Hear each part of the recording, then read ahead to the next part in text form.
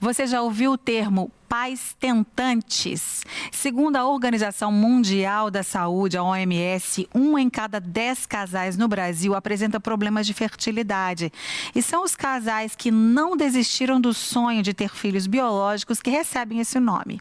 E para falar sobre como potencializar a fertilidade, sobre como saber esperar o momento certo, tratamentos adequados, o que realmente significa a infertilidade, tantas outras questões, eu recebo hoje a ginecologista Leci Amorim e a psicóloga Daniele Queiroz. Preste bastante atenção na nossa conversa, eu tenho certeza que você vai aprender bastante. Se não é esse o seu caso, você conhece alguém, tem alguém perto de você, alguém na sua família e para quem você vai poder levar essas informações também e ajudar, não é? Tudo bem, queridos? Muito obrigada por terem vindo, Daniele. Muito obrigada, doutora Leci. Vamos começar explicando, então, quem pode ser considerado infértil, qual casal que entra nessa estatística aí, doutora Leci? Primeiramente, eu queria agradecer muito o espaço.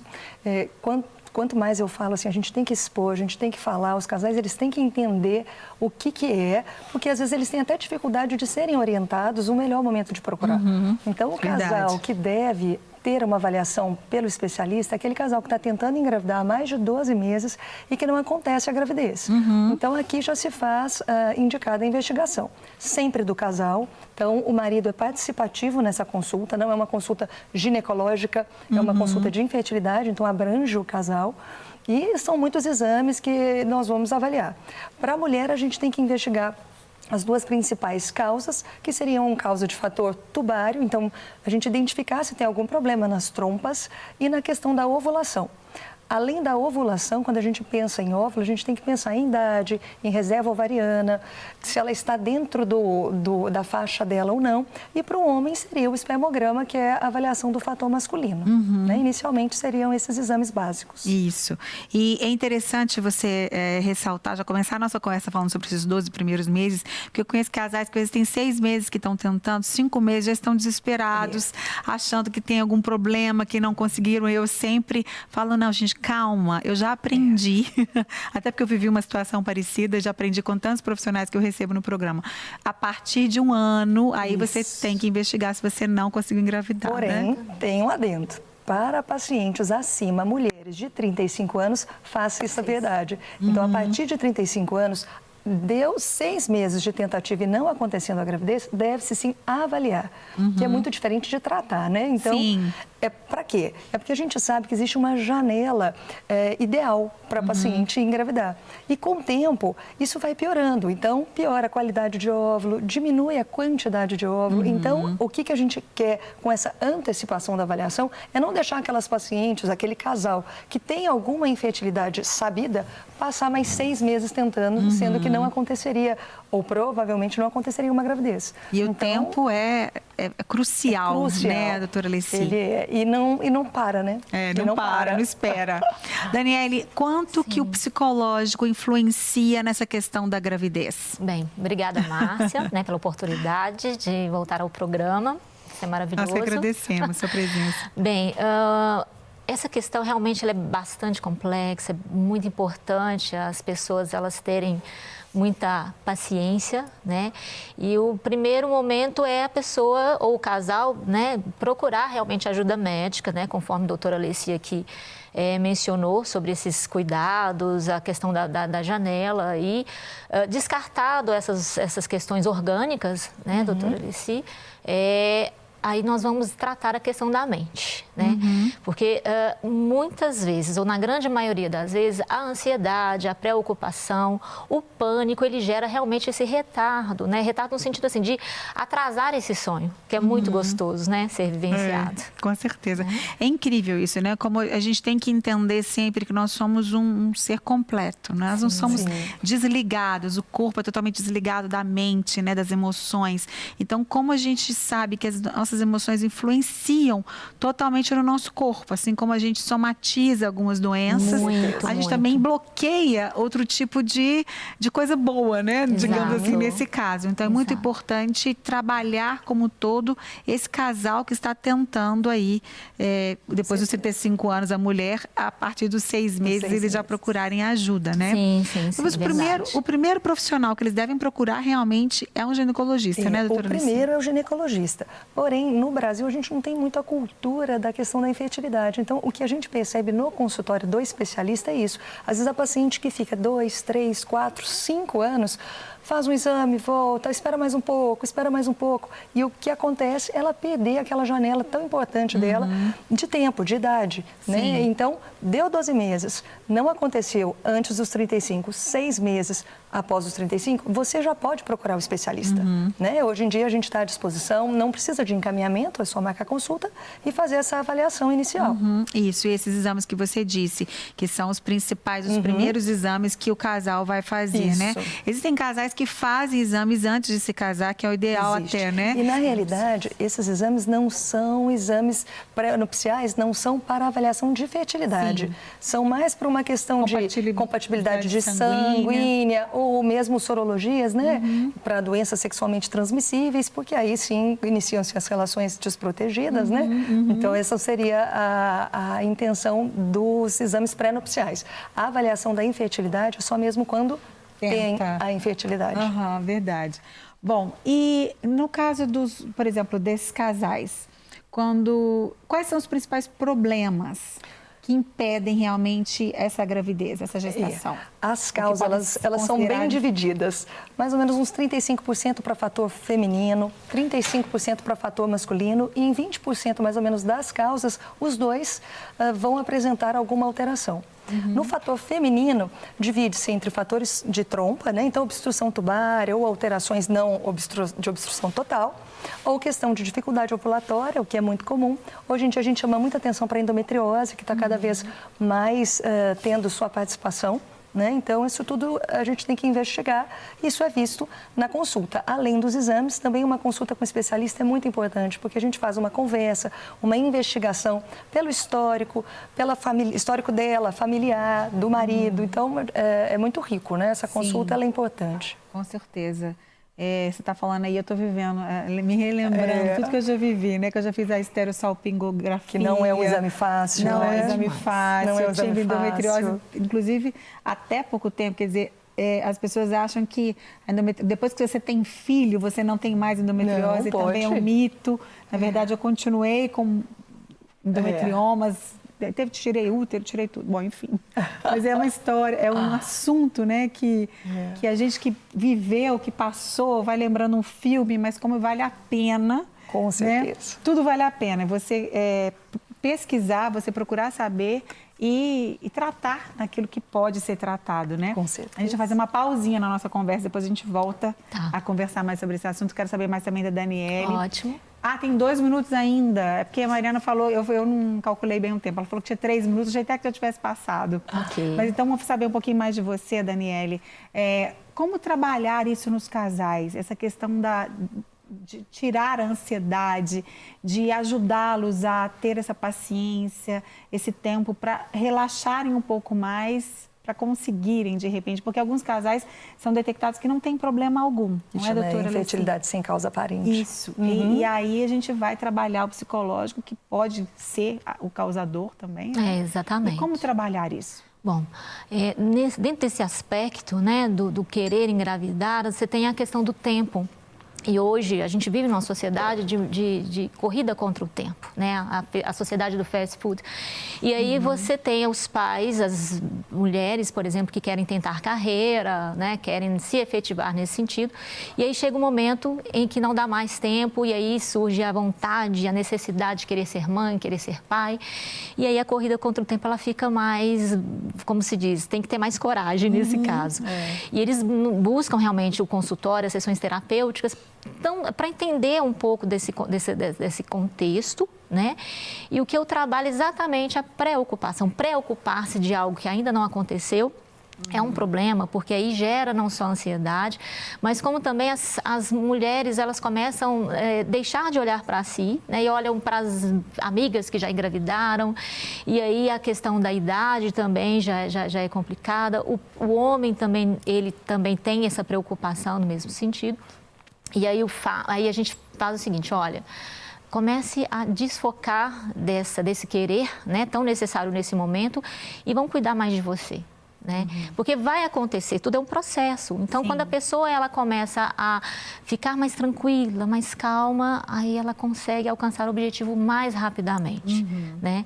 Que bom. Depois a gente conversa mais então sobre isso. Ok. Alguns casais, inclusive, que depois que desistem de ter o filho biológico, adotam o filho, Sim, depois engravidam, né? Tem existe. tantos Sim, casos muita. assim. Cria um muitas relax. vezes por causa disso, né? Por causa desse descanso, da mudança de mentalidade, de Isso. foco. A gente vai falar mais sobre isso daqui a pouco. Meninas, obrigada. De nada, Agora tem uma outra menina aqui me esperando. Nós vamos conversar com a Ana Reis, que é nutricionista, e vem ensinar para a gente sobre como potencializar a fertilidade também através dos alimentos. Não é isso, Ana? Oi, Márcia. Obrigada, Eu tudo que agradeço você. o convite. Tô Obrigada. muito feliz de estar aqui com vocês. Nós também, muito felizes de ter você. Já sei que esse lado aqui é o lado do mal. Na verdade, eu não gosto de... Você não gosta de chamar esse lado de mal, não? Eu não gosto de separar o mal do ruim. O Mal do ruim, ó, isso é um lapso, isso aí, ó. Isso é o mal do ruim. Aqui tem o mal e tem o ruim. Porque, na tadinho. verdade, o que acontece com a alimentação? A gente tem que ter equilíbrio, né, Márcia? Para Então, biscoito assim, recheado tem equilíbrio? Você acha que se você comer um biscoito recheado uma por vez ano.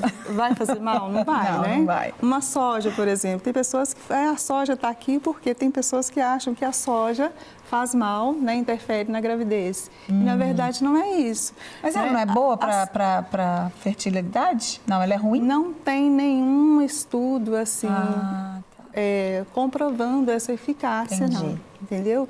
Nem pro bem, nem pro mal. O café está aqui por quê?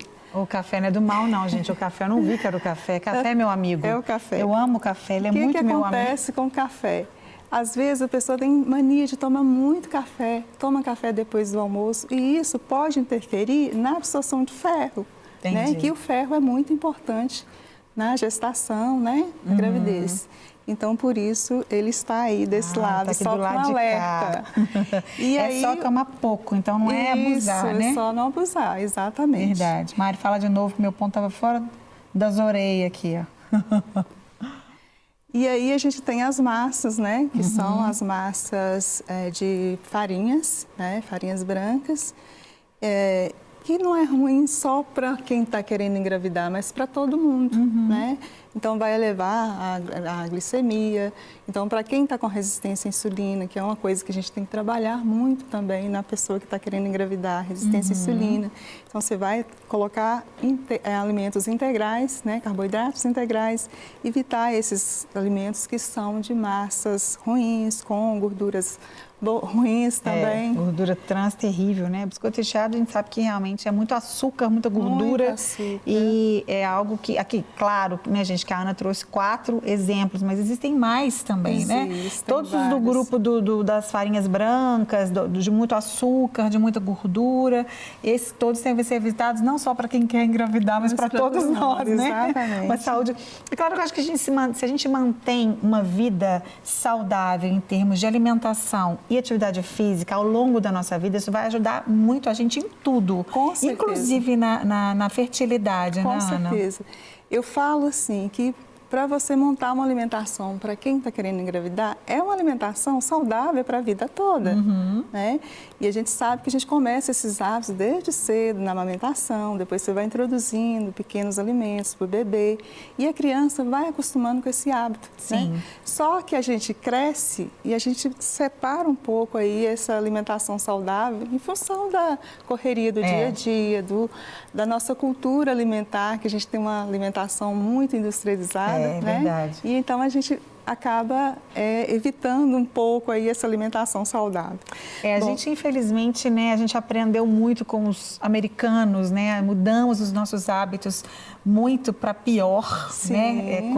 Com a cultura importada que veio dos fast foods, dos industrializados, que é uma vida corrida muito mais rápido, muito mais prático. Claro. E as pessoas abriram mão da comida de verdade, de fazer a comida, de utilizar o alimento que a gente tem tão rico no Brasil, né? E acessível também. Sim. E a gente não pode substituir de jeito nenhum. Como você disse muito bem, claro que uma vez ou outra você comer né? Não vai ter problema, mas no dia a dia a nossa alimentação tem que ser realmente a mais saudável possível. Equilibrada, né? Exatamente. Então vamos falar das do bem agora. Vamos falar aqui. Então, eu falo que um corpo para estar, o casal que está querendo engravidar, ele tem que estar com um corpo equilibrado, né?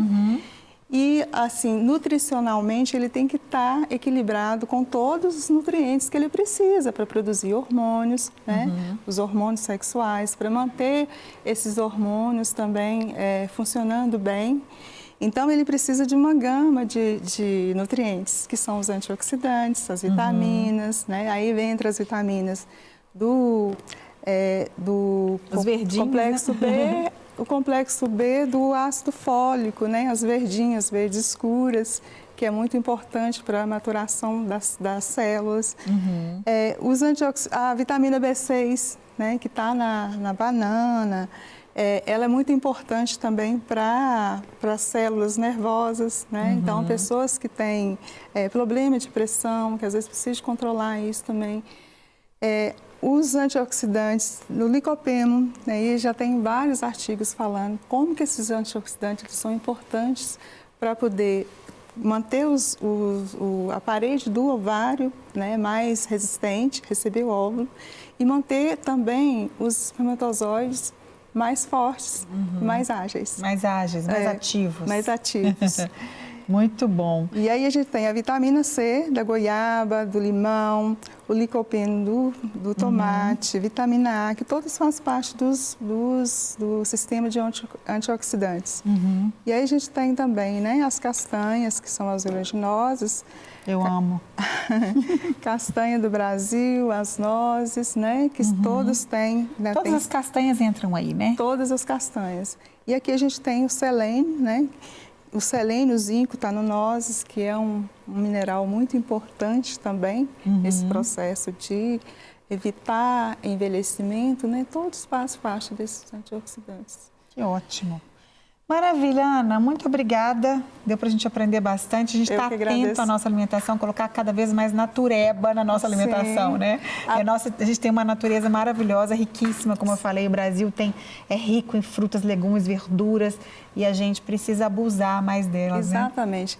É resgatar, né, aquilo que a gente aprendeu lá com os nossos avós, comer comida de verdade. É verdade. Obrigada, viu, amor? Daqui a pouco a gente vai se encontrar lá para provar a nossa comida de hoje. A gente vai conhecer a história de amor e fé que uma mãe que não desistiu do sonho de gerar. De uma mãe que não desistiu do sonho de gerar. Vamos ver? O sonho da gravidez. Vamos conhecer agora a história da mamãe Rayane, que juntamente com seu esposo enfrentou um longo caminho em busca do tão sonhado positivo. Oi, Rayane, conta pra nós um pouquinho da sua história, como foi a trajetória antes da vinda do Lucas, os desafios, os medos, tudo bem? Oi, Carla, tudo bem? Então, foi um longo período, né, de espera e sempre orando, pedindo a Deus, porque o meu maior sonho era ser mãe, sempre foi ser mãe.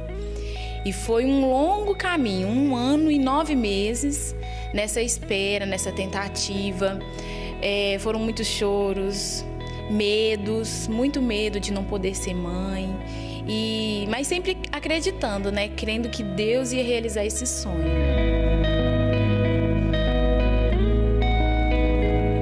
Nesse período de 1 ano e 9 meses, foram muitas cobranças. A família, amigos.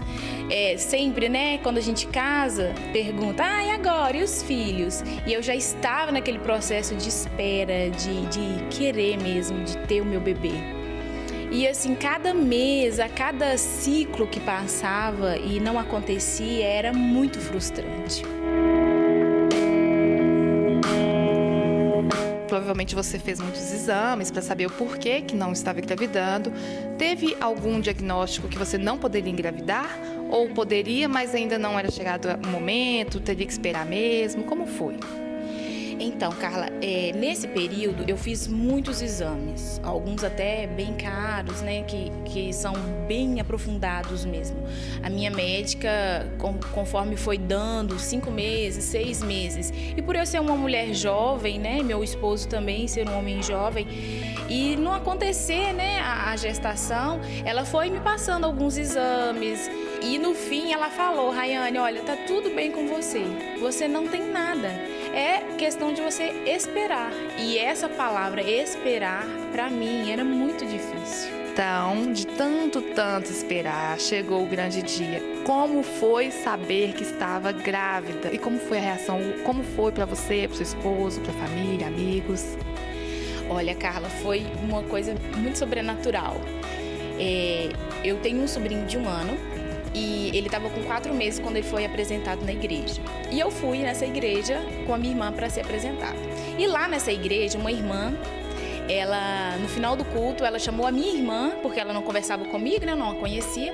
E ela falou comigo: olha, o Senhor acabou de me falar ao meu coração que a sua irmã vai ter um bebê. E aquilo ali para mim foi uma palavra de alento, sabe? Porque eu pedi ao Senhor uma resposta: Senhor, por que tanto tempo? O Senhor estava me ensinando, na verdade, né? Aí, confiar e esperar nele.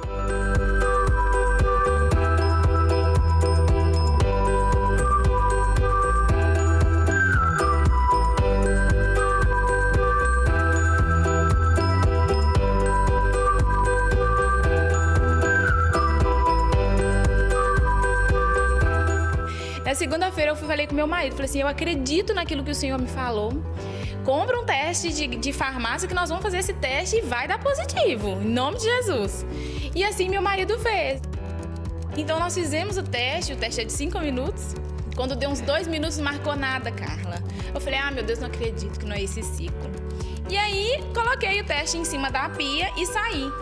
E meu marido veio pegar o teste. Quando deu 5 minutinhos mesmo, exato, começou a aparecer uma listinha bem fraquinha. E aí meu marido veio assim pra fora da casa. Eu chego até a arrepiar, Carla, porque é muito emocionante, sabe? Deus é tremendo.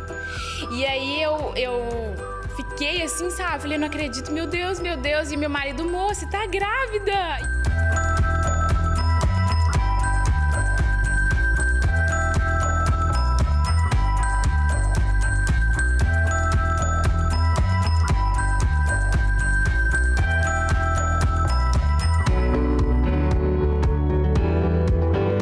O que eu mais queria era ser mãe.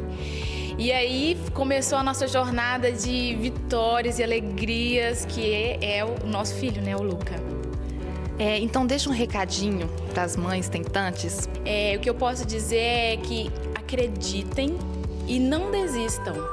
Porque, igual a Carla falou, o propósito do Senhor é a família, né? E o Senhor tem prazer nisso, em ter a família unida. O Senhor mesmo disse: crescer e multiplicai-vos, né?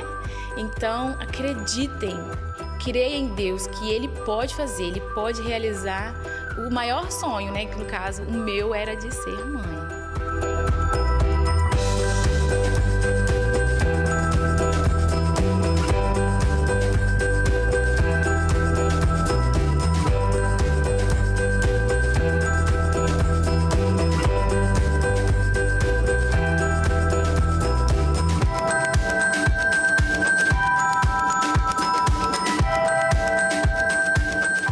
Aqui querendo morder esse bebê, que lindo, que família linda, graças a Deus. Um beijo para vocês, Deus abençoe muito vocês também que estão assistindo. Então, de repente, aí, né, a gente brinca e fica com a boca cheia d'água, né, querendo filho, querendo mais bebê, querendo curtir. Deus tem um tempo certo para tudo, Deus tem a forma certa, mas você precisa buscar ajuda. Deus deixou tudo à nossa disposição, né? Você não pode ficar aí simplesmente esperando as coisas acontecerem. E eu estou aqui com as minhas convidadas que estão hoje no programa comigo, Ana Reis, que é nutricionista, doutora Alessi, ginecologista, e a Daniele, que é psicóloga. Nós estávamos conversando e vamos continuar aqui um pouquinho também batendo esse papo diante dessa delícia. Nós vamos conversar primeiro ou vamos comer primeiro? O que vocês acham? Tá tentador, vamos né? conversar um pouquinho, depois a gente come, né? Para a gente não ficar achando que a gente está com a boca suja, com os dentes sujos. Mas a gente estava até conversando sobre fatores E eu queria que, já que a gente está diante da comida, né, doutora Leci, também a Ana, nutricionista, e também a Daniele, todos vocês três têm a ver com esse assunto. Um dos fatores que também podem impedir ou dificultar, né, a fertilidade, a fertilização, no caso, a gestação, gerar um filho, é a obesidade, não é, meninas? Sim. E a gente vê cada vez mais aumentando, né? Então, e para nós, a gente vê claramente uma piora da qualidade, não só da fertilidade feminina, como da masculina também. Né? Então afeta também, a obesidade afeta também, a fertilidade masculina também. Os homens negligenciam muito essa questão, mas isso existe. Então, a obesidade para ambas as partes é ruim. Né? Então, a gente estava conversando antes, né? O quanto é importante esse casal que está tentando engravidar, ele realmente fala assim, bom, agora é o meu momento, é o momento de eu me cuidar, de eu estar o mais apto possível para ter essa gestação. Os dois. E os dois. E é bom que os dois vão juntos e mudam o estilo de vida, né? Exatamente. Não é isso, Ana? E aí, a gente fala, né, Leci, até o baixo peso também interfere, né? Também. Porque a pessoa, a mulher, ela não consegue ter uma ovulação legal. O excesso de atividade física também, hoje em dia, é muito em moda, né? Mari, Mari, fala de novo com o meu ponto. Ah, tá. Eu mudei o ponto de orelha, gente, vocês que estão em casa, de vez em quando eu mexendo na orelha, e essa orelha de cá, ele não tá comportado, ele tá meio rebelde nesse lado de cá, ele foi feito pro lado de cá. Mas esse microfone aqui é muita coisa numa orelha pequena só. Então, de vez em quando você me vê aí com a mão na orelha, é por isso que ele está saindo do lugar e eu não estava escutando a Mariana me orientar aqui em relação ao tempo. Mas, então, é isso mesmo, é muito importante, como a gente falou ali, não é, Ana, na hora que você estava falando sobre alimentação, a alimentação que a gente tem ao longo da nossa vida, ela é boa para tudo. Sem dúvida. Para tudo que a gente quiser, né? E aí a gente precisa entender que a gente multiplica isso. Quando você falou assim, o leite materno, na verdade, vai começar até antes, né? No ventre. Quer dizer, a minha alimentação nutrindo o bebê no ventre. E aí vai virar esse ciclo. Depois que ele vai crescendo, eu como mãe, eu tenho que providenciar para a minha família, nutrir a minha família do melhor que eu tiver, né? Eu tenho uma palavra que é uma palestra e é também uma mensagem que nós temos que proporcionar nutrição espiritual, emocional e física, material para os nossos filhos, para a nossa família. O que a gente tem proporcionado para eles? Né? O que você compra na sua casa? Porque quem compra são os pais, não é? Ou sua mãe, tem gente que, né, em casa é sua mãe. E eles vão crescer com esse processo e esse hábito alimentar, né? Daniele, quais outros bloqueios, por exemplo, as pessoas podem ter que atrapalham elas até se entregarem verdadeiramente a esse processo de gestação? Sim. Bom, um dos pontos, a gente iniciou falando sobre a questão da carreira, né? Tanto para a mulher quanto para o homem, mas a gente tem um outro quesito do medo, né?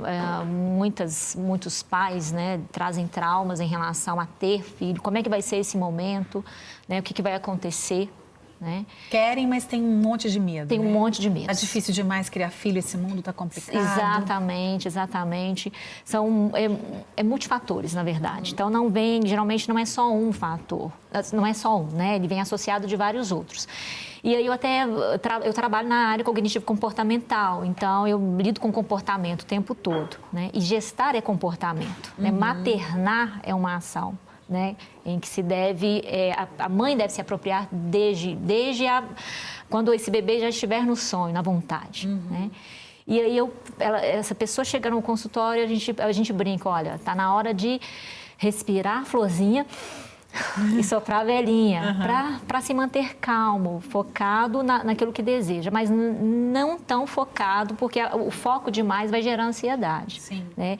E aí a mudança de comportamento advém exatamente de mudar as crenças limitantes. Eu não consigo, eu não posso, pelo contrário. Verdade, muitas coisas que aconteceram, né, na infância, ao longo da vida, ela vai trazer essa bagagem toda e que bom que você pode ajudá-las. Na verdade, existe uma equipe multidisciplinar para trabalhar essas questões, né? Todas. Então, você que por um acaso conhece alguém ou você que está assistindo a gente, se encaixa nessas questões, procure ajuda. Não quer ficar um segundo por fora da nossa programação? Agora você pode nos acompanhar através das plataformas digitais. Não perca tempo. Acesse, curta e siga-nos. Fique por dentro de tudo o que acontece por aqui. Rede Super, inspirando você.